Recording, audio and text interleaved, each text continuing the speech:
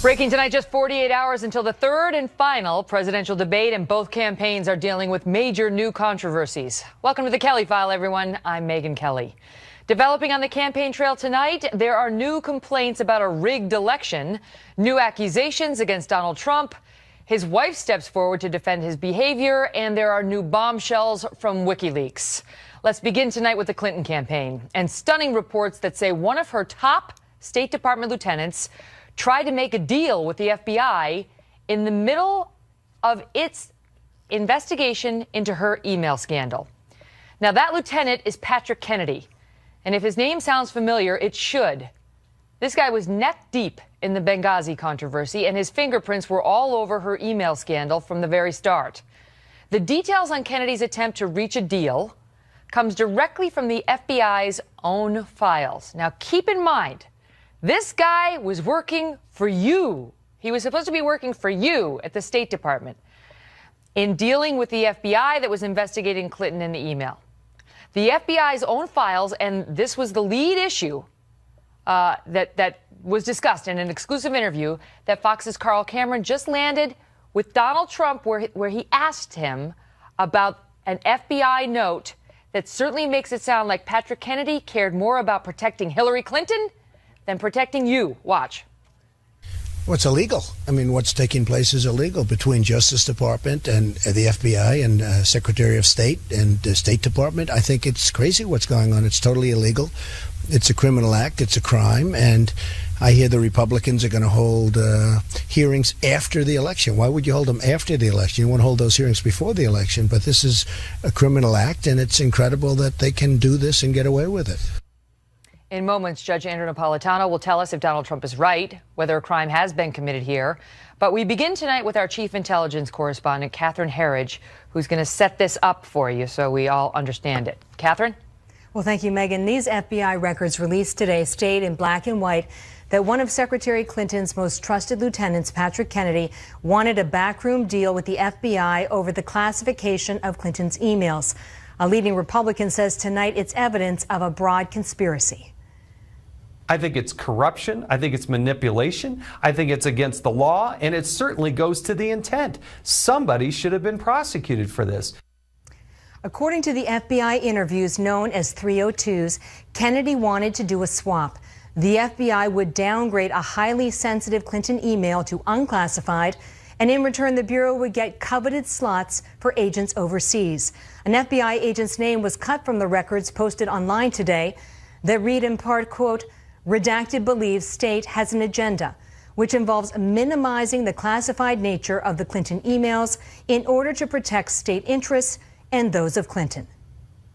The FBI agent specifically uses the term quid pro quo. This is no small thing.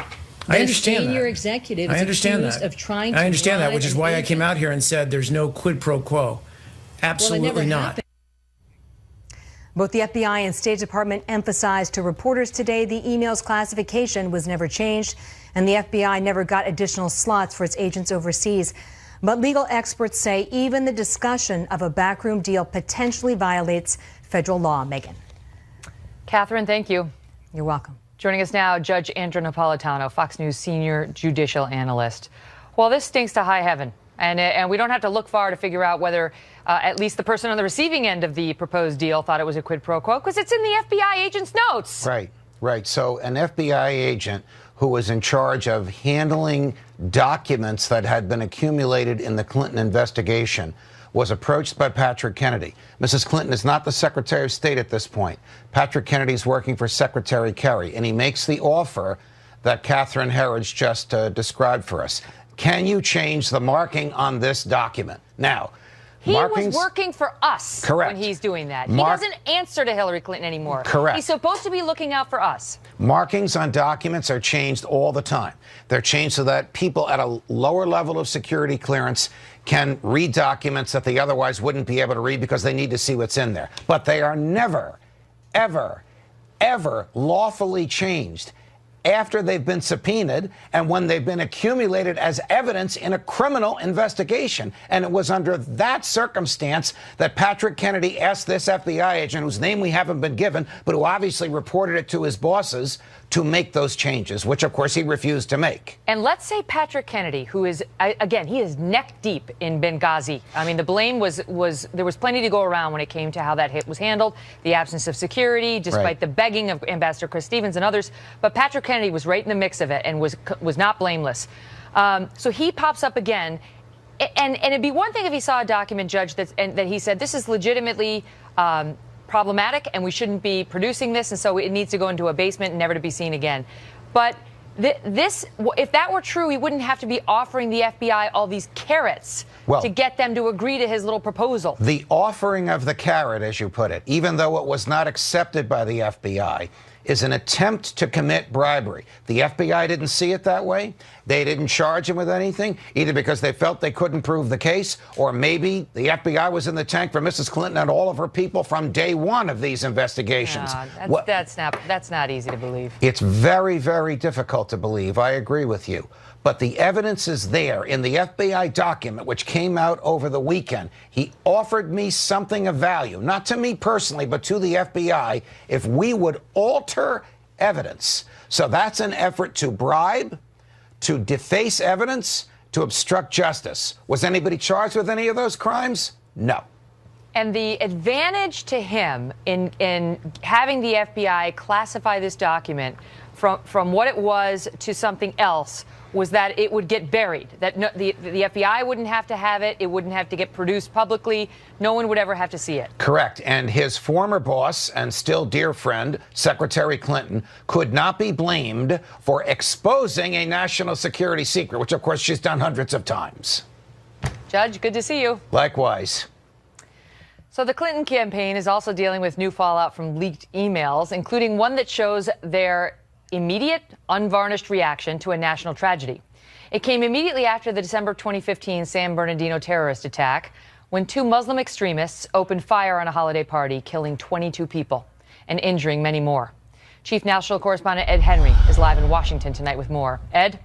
Good evening, Megan. Julian Assange says the Ecuador government cut off his internet access, but Wikileaks at this hour is now back up and running and just dumped out about another 3,000 emails. One that is pretty fascinating, you mentioned, from last December after the San Bernardino massacre, leaving 14 people dead. John Podesta, the campaign chairman for Hillary Clinton, sent an email suggesting it might be better for the campaign in terms of its narrative if a non-Muslim had led the terror attack. After Clinton aide noted that MSNBC host Christopher Hayes had tweeted the name of the suspect and that it was Saeed Farouk, damn, wrote campaign staffer Karen Finney, who is now the spokeswoman for VP nominee Tim Kaine. Podesta responded, quote, better if a guy named Saeed Farouk was reporting that a guy named Christopher Hayes was the shooter. Meanwhile, in the battle against ISIS, Clinton herself sent Podesta a shocking email taking aim at two U.S. allies. Clinton writing to Podesta in 2014, the government in the United States needed to, quote, bring pressure on the governments of Qatar and Saudi Arabia, which are providing clandestine financial and logistic support to ISIL and other radical Sunni groups in the region. Yet when it comes to Qatar, the WikiLeaks document dumps also show 2 years earlier, Bill Clinton had no trouble accepting big money from that same country for the Clinton Foundation. Emails showing that officials from Qatar, quote, would like to see WJC, using his initials, of course, for just 5 minutes in New York City to present $1 million check that Qatar promised for the former president's birthday in 2011. When questions were later raised about the $1 million and whether it was appropriate, top campaign aides emailed each other, said no big deal, take the money. Megan? Ed, thank you. Joining us now, Matt Bennett, a former deputy assistant to President Bill Clinton, and Pete Hoekstra, Trump campaign national security advisor and a former congressman. Great to see you both. So let me start with you on this, Congressman. The notion that this was problematic in the Clinton camp, that this man who committed this horrendous act of terror was Muslim, and it would have been far preferable if the man had been white, says what about Team Clinton in your view? Well, it says a couple of things. Number one, it's always about the spin. In San Bernardino, they had to control the spin because the Clinton narrative was always, we don't have to worry about the threat from radical Islam. They did the same thing in Benghazi when they said the attack was a result of a demonstration when it was really because there was an attack. They also said it was America's fault because there was a video. In reality, it happened because they hated us. So it's always about getting the spin right time after time and time. It is political corruption because everything is about getting to the vote and winning the vote and never solving the problem. Matt, what is wrong with that? Because you can see a lot of people not understanding why it was so problematic in their view that the killer happened to be a radical Islamist, killer. Well, first, Megan, let's just remember where this comes from. These were stolen documents, just like in Watergate, where someone broke into the DNC and stole documents. Here, the Russian government stole documents from John Podesta, his personal property. You're right. And dumped them out onto the internet with no context whatsoever. So what we're seeing is this one exchange between two Clinton staffers without any context. We don't know if they talked in the hall 2 minutes before this. We don't know anything about the context of this. So for Peter to say that this is clearly political spin is ridiculous. We don't have any idea why John and Karen were having this exchange. They may have been worrying about something else. But you have to see this as problematic. I mean, it plays right into the narrative that many people already believe about the Clintons and the Obama team, for that matter, which is there's just a complete unwillingness to accept reality, which is that there are radical Muslims, not mainstream Muslims, but there is a faction of Islam that has corrupted the most extreme words that are written in the Quran and elsewhere into a mandate to kill. Why is it so hard to? That's not condemning all of Islam. It's just understanding that sometimes when domestic terror acts are committed, they're committed by radical Islamists. There's no question that's right, and there's also no question that Secretary Clinton understands that to her bones. I mean, she was involved in every major decision. Why is her team so upset that it's a Muslim committing a terror act as opposed to a white man? Well, look, I don't know because I don't know the context, but let's just take it. Peter speculated. I'll speculate too. If a white man commits this, unfortunately in this country, there's 33 murders every single day. This would be par for the course. But if this is Muslim terrorism, then there is all kinds of other implications. There could be follow-up violence. It's enormously dangerous to other people as opposed to being what would likely be an isolated incident. So there's a lot of reasons that they could have been reacting the way that they did. That, Congressman Hoekstra, you tell me, that sounds like a very charitable read of what we saw in that Karen Finney email. It is a very charitable read. And Matt is absolutely right. Hillary Clinton was involved in every major foreign policy and domestic security decision for about 4 years. And she always sided with the radical jihadists. In Egypt, she decided to engage with the Muslim Brotherhood. In Libya, she sided with the radical jihadists to overthrow Gaddafi. In Syria, again, we allied ourselves with the radical jihadists. Today, Iraq, Syria, Yemen, Libya, Afghanistan, they are all failed states. They are all sending massive flows of refugees into Europe. She has consistently been wrong on her strategies to confront, contain, and ultimately defeat radical jihadists. We've gone from 3,000 people killed per year to over 30,000. We got to leave it at that. Great to see you both. Thank you. Thanks, Megan. Well, there was a landslide of new polls today on both the national race and the swing states, and Chris Stirewalt is just ahead with some interesting findings buried in the numbers. Is that a new headshot? Look how sweet he looks. He just looks like, hi, Stirewalt.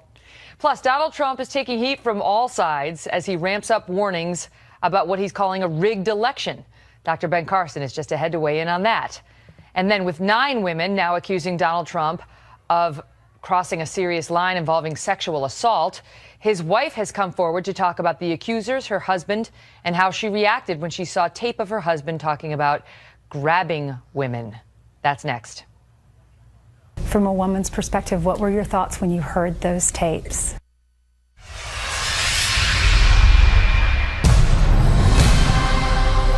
Breaking tonight, we have brand new reaction from Melania Trump, who is speaking publicly about the series of women who have come forward now accusing her husband of sexual misconduct. Mrs. Trump's decision to address the issue comes as a 9th accuser, a woman by the name of Kathy Heller, talks about an incident 20 years ago when Donald Trump, she says, attempted to forcibly kiss her. Trace Gallagher is in our West Coast newsroom with the very latest. Trace?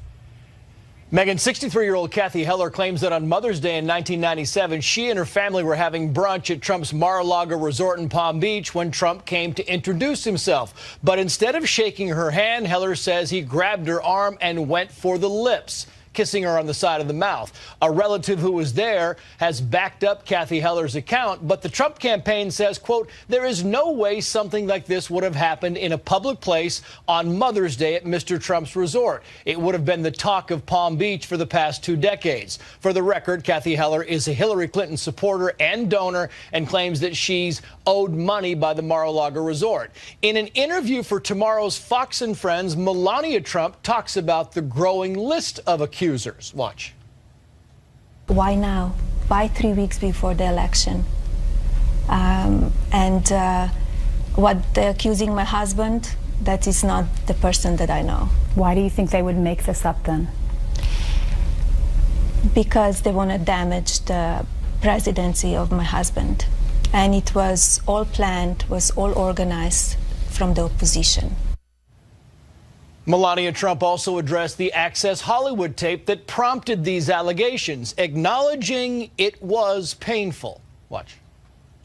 Those words, they were offensive to me, and they were inappropriate. And he apologized to me, and I accept his apology. And we are moving on. Moving on, but also looking back, realizing that when Donald Trump decided to run, those negative stories would come out. Here she is again. We talked about it. And of course we knew, because his life, what he achieved in life, where he was, his life was open book. A lot of people know about it. My husband, he's raw and he's real. And he tells it as it is. He doesn't want to brush it off under the rug. And we should note Donald Trump calls his accusers horrible, horrible liars. Megan. Trace, thank you. Well, Melania Trump isn't the only one taking on these allegations today. Earlier tonight, the issue came up during Carl Cameron's campaign trail interview with Donald Trump. Here's his response. Look, first of all, they were all lies. They were made up stories. They were fabricated, whether they like Hillary or whether they just want to become a little bit famous or something. Every one of those charges were false, and they were lies. The woman on the airplane 35 years ago or 30 years ago, I mean, you don't even believe that one, okay? But I don't know, maybe you're very gullible, but you don't believe that one. Joining me now, Crystal Ball, a senior fellow with the New Leaders Council, Carl Higbee, former Navy SEAL and spokesman for Great America Political Action Committee, and Kristen Soltis Anderson, Republican pollster and Washington Examiner columnist. Good to see you.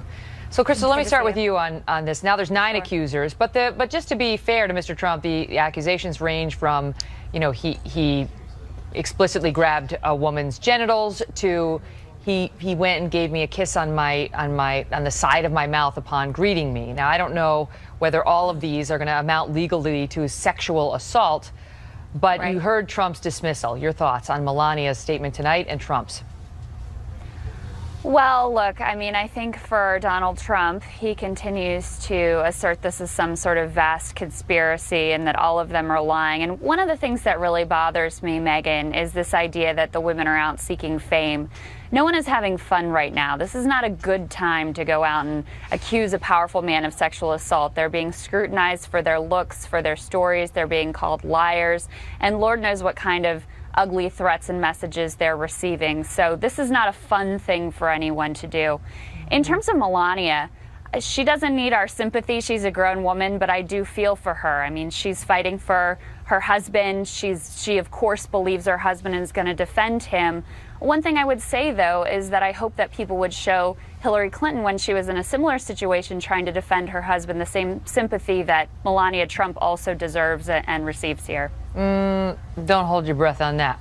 I mean, you know, in her defense, I don't know that Hillary was as sympathetic when she was out there saying, this is a vast right-wing conspiracy as Melania is. Well, but what you hear from Melania is also, it actually reminded me of the vast right-wing conspiracy comment, because she's also asserting that this is essentially a conspiracy, right? So she was close. I'm only saying the tone and the delivery was different. The tone is definitely different. But when you're the wife of course you're going to defend your husband. Of course you're going to go to bat for him. And so I think that's what you see here. And she does it very well. Kristen, let me ask you that before we get to Carl. How dug in are people on this issue of the tape? Because the latest poll that came out showed they do think it's a legitimate issue. I mean, that virtually everybody has seen that tape in the entire country. And here are the numbers. 55% believe that it is a legitimate issue in the election, or Trump's treatment of women is, and that only 42% believe that it's not legitimate, which just about mirrors Trump's support, almost exactly the 42%. So how dug in are the voters? Voters are pretty dug in, and Donald Trump has to be pretty glad to have a character witness like Melania Trump coming out, giving support to him, because the slew of polls that have come out in the last day or two have not been great news for him. But right now you have about 85% of Republican voters who say they're voting for Trump. About the same number of Democratic voters say they're voting for Hillary Clinton. 9 out of 10 of those folks say they're not going to change their minds. And even though a majority say that this issue is relevant, most people also said in that same poll that this isn't going to change their mind. So while Trump's probably glad to have Melania out there, hopefully putting this issue to bed, hopefully getting this out of the headlines so he can get back to the issues, his big challenge is not necessarily just sort of batting this down, because a lot of voters do think that his character is something that we should be discussing.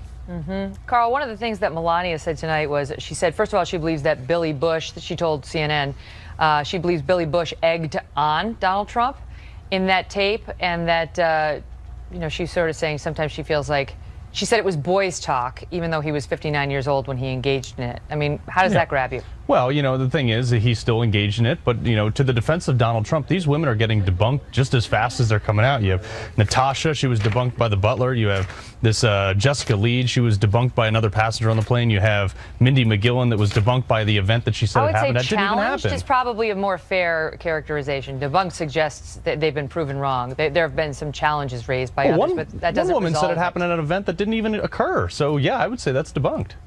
Well, there's a headline saying the woman on the airplane has been refuted, Jessica Leeds. And when somebody comes forward and says, that's not how I saw it, and that person is a seriously flawed character witness, that doesn't refute anything. That just is another person saying, I have an issue with what she said. But, Crystal, the problem for Donald Trump is he doesn't have enough time between now and November 8th to try to disprove these women. And even if he did, the opinions on Trump among women and independents were firming up and not in his favor long before that Access Hollywood tape broke. That's exactly right. Nate Silver actually, or at 538, has a column saying essentially men are voting in this election, or indicating that they're going to vote in this election like it's a normal year, and women are not. Women are disproportionately and in historic numbers right now going for Hillary Clinton. And the big problem for Donald Trump here is that a majority of voters think that he did the things that are being alleged, because it's consistent with his own words and with the way that, frankly, he's treated women over the course of his life and over the course even of this campaign. So it's too late for him to turn around that perception. Carl, I got to go, but I want to ask you, what do you want to see? Which version of Trump do you want to see in this debate on Wednesday night? I mean, you want to see fighter Trump, presidential Trump? What do you want to see? I want to see 25% of what we saw in the second debate, and the other 75% pure policy, and I think he can do it. Yeah, fascinating. All right, I got to go, but I got to ask Kristen quickly. Kristen, the poll's not in his favor. Does he have any chance? I mean, really, do you believe he has any chance still of winning? He's got to pull off an almost perfect run in Florida, Ohio, Iowa, Nevada, New Hampshire, and I think that congressional district in Maine. He's got to have everything go right. The odds are very long, but everybody's been wrong writing Donald Trump off till this point, so you can't completely count him out. Great to see you all. Thank you, Megan. Great to see you. And in just 2 days, for the first time ever, a Fox News anchor will be moderating a general election presidential debate. Award-winning journalist Chris Wallace, widely regarded as one of the best questioners in the business. I'm convinced he wrote this. I know it. I know it. They just slipped the copy in. He is very good. Will moderate the all-important final debate between Trump and Clinton. It's a make-or-break event. It's less than 3 weeks before the historic election, and it'll be held within 48 hours. October 19th in Vegas. The best place to watch it is right here on the Fox News channel, because Brett and I will be on all night, and we will be giving you all of Chris Wallace's questions. I mean, secrets.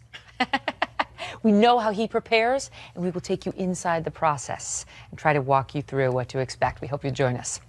Well, we also have breaking news tonight on more than half a dozen new polls just out and the shape of this race heading into Wednesday night's big showdown.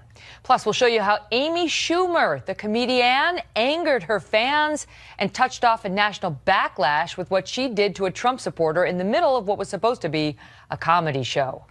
And then Mr. Trump tonight added to the controversy over what he calls a rigged election. Dr. Ben Carson is next on that. Breaking tonight, despite a growing backlash, Republican presidential nominee Donald Trump is continuing to charge that we are looking at a rigged election, and he's putting the blame squarely on the media. You see what's happening? The process is rigged. This whole election is being rigged. These lies spread by the media. We're going to make history together. Remember, it's a rigged system. It's a rigged election. It's a rigged system, and they take these lies and they put them on front pages. In moments, we'll be joined by Trump campaign advisor Dr. Ben Carson, but now a Trump campaign advisor. Doc, good to see you tonight. So let's say the system is rigged. Let's just say it is. Why is he going after the Republican leadership for rigging it? Is the Republican leadership rigging the ballot boxes and gearing up the media to be in the tank for Hillary?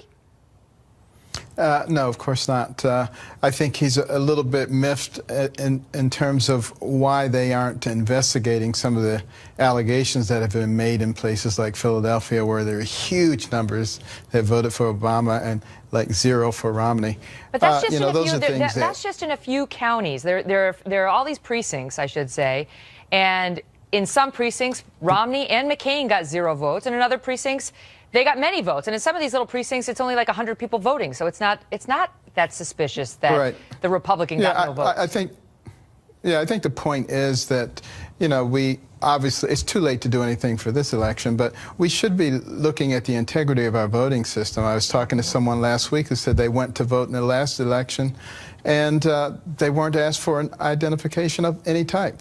Those are things that really could easily be rectified. But I think what's really being talked about here is the media and the excessive amount of attention that they've paid to, the allegations against Trump, and almost nothing with these massive things that are going on with the emails and with the leaks with Hillary Clinton. Mm-hmm. What that is doing is it is saying that level of corruption, let's just put our heads in the sand. And what is that saying to our children? If we continue to accept corruption, everybody's going to be corrupt. Well, let me ask you a question. As somebody who was up against Donald Trump in the Republican primary season, do you see a difference in the way the mainstream media is covering him now versus the way they covered him back then? Oh, it's a massive difference. Yes. What is it? During the primaries, they were all too eager to hear everything he had to say and, to put it, in a much better light than they are now. Now they've kind of turned against them and become instruments of the political class. Now, and remember, this election is not about Democrats and Republicans. It's about the political class versus the people. That's where the real difference is, and that's the reason that I actually think that Trump is going to win, because I think the American people are actually wise enough to see what's going on.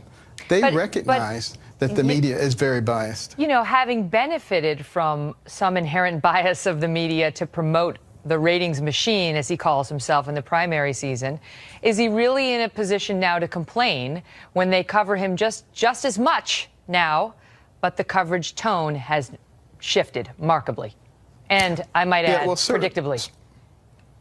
Certainly, it would be wise at this stage, at this late stage, to really concentrate on the issues, because the differences between Trump and Clinton on some of the major issues that affect our society are gigantic, and yet people aren't getting a chance to hear about that, and they need to hear about it so they can make an intelligent decision. Mm-hmm. Well, it's been interesting. It has been pretty marked. The difference between the primary coverage, as you of all people know, versus the general election coverage. But that was never going to be a mystery. That did not come as a shock. It also shows you how much power they have. It shows you how much power the media has. They do. And I continue to plead, particularly with young journalists, to bring some integrity back. It would help us as a nation tremendously. Great to see you, Dr. Carson. You too, Megan. Well, less than 48 hours to what could be the most important debate of the year. Or it could be completely, no, actually it can't. This is going to be a big one. And we just got a landslide of new polls. Chris Direwalt and Tom Bevan are here on what the numbers mean for Clinton versus Trump. You heard Kristen Saltese Anderson saying, don't count Trump out.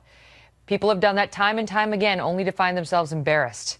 These guys are here on round 3.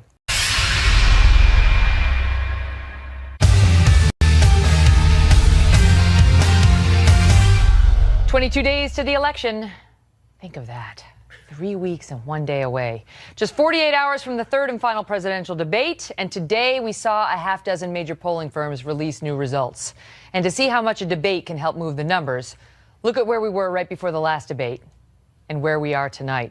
She was up 3.2. Tonight she's up 7.1 percentage points over Trump. Joining me now, Chris Direwalt, host of I'll Tell You What, right here on Fox with Dana Perino, and Tom Bevan, co-founder and publisher of RealClearPolitics.com. Good to see you both.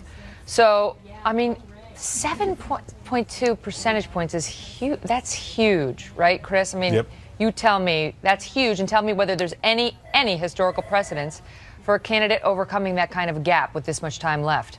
No, but then again, there's no historical precedent for the reality television show host becoming a major party nominee. So we can't pretend like this is a normal year, right?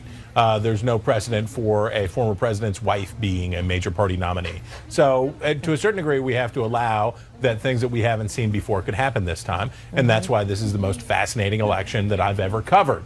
That having been said, Donald Trump was almost tied going into the first debate. If you'd have shown the first debate, so he was almost tied going into the first debate. Then he started to lose ground, and then he lost more ground. And it wasn't just what happened in the debates. It was how he conducted himself in the weeks after those debates that set him back, and that's why he's down so much going into this one. He not only did he go after this beauty queen, but he insulted women, and he insulted fat Americans, which is not smart at all. And, right, Chris? I'm here. I'm sitting right here. I can hear you. Exactly.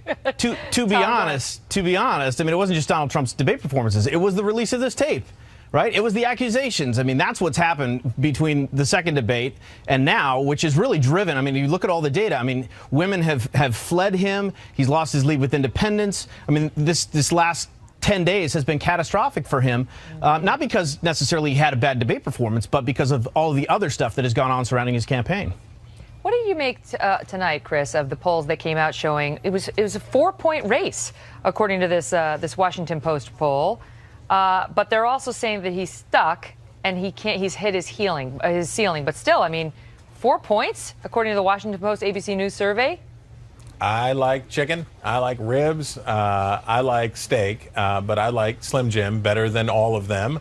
And if Dana Perino were here right now, she would tell me to explain about the Slim Jim. We take all of the delicious meats, we combine them into one fantastic smoked sausage, and we get a polling average. And in the halftime report polling average, what we found out? It started tacking the wrong way for Trump, and it goes and it goes. So is it 4 points? Is it 12 points? How about the average of those two? And we find ourselves 7-8 points down. And in the end, he brings it home, ladies and gentlemen, sort of. Medium. Tom, Ohio, CNN's latest poll showing Trump up 4. North Carolina, Trump down just 1.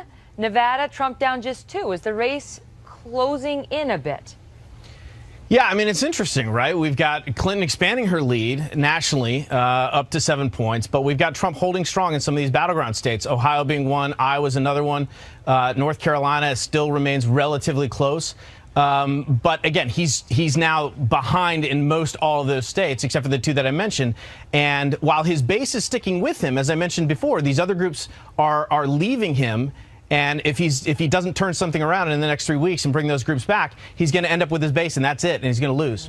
Hence the, having Melania come out and try to speak to some of those women that he's lost. Great to see you both. Well, a GOP campaign office in North Carolina was firebombed and vandalized over the weekend. But in a rare feel-good story during what's been a brutal election year, some local Democrats pitched in on the effort to help repair the damage over at Republican headquarters.